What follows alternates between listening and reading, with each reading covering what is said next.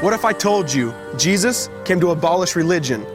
What if I told you voting Republican really wasn't his mission? What if I told you Republican doesn't automatically mean Christian, and just because you call some people blind doesn't automatically give you vision? I mean, if religion is so great, why has it started so many wars? Why does it build huge churches but fails to feed the poor?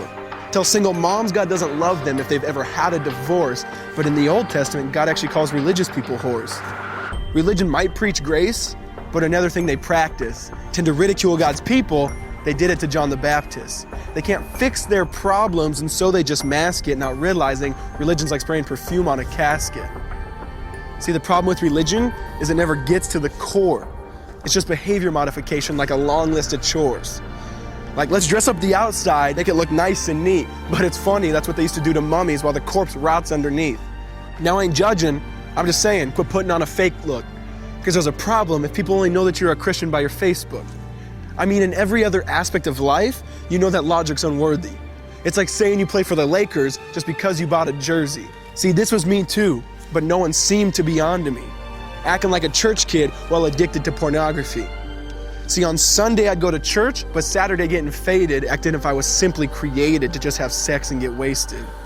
See, I spent my whole life building this facade of neatness, but now that I know Jesus, I boast in my weakness. Because if grace is water, then the church should be an ocean. It's not a museum for good people, it's a hospital for the broken.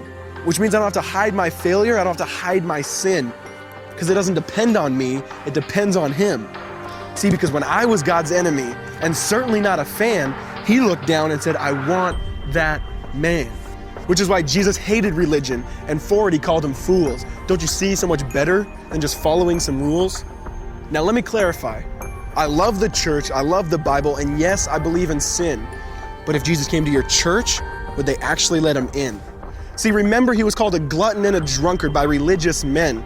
But the Son of God never supports self-righteousness, not now, not then. Now back to the point, one thing is vital to mention. How Jesus and religion are on opposite spectrums. See, one's the work of God, but one's a man-made invention. See, one is the cure, but the other's the infection. See, because religion says do, Jesus says done. Religion says slave, Jesus says son. Religion puts you in bondage, while Jesus sets you free. Religion makes you blind, but Jesus makes you see. And that's why religion and Jesus are two different clans. Religion is man searching for God. Christianity is God searching for man.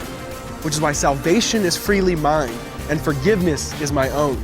Not based on my merits, but Jesus' obedience alone. Because He took the crown of thorns and the blood dripped down His face. He took what we all deserved. I guess that's why you call it grace. And while being murdered, He yelled, Father, forgive them. They know not what they do. Because when He was dangling on that cross, He was thinking of you. And He absorbed all your sin and He buried it in the tomb, which is why I'm kneeling at the cross saying, come on, there's room. So for religion, no, I hate it. In fact, I literally resent it. Because when Jesus said, it is finished, I believe He meant it.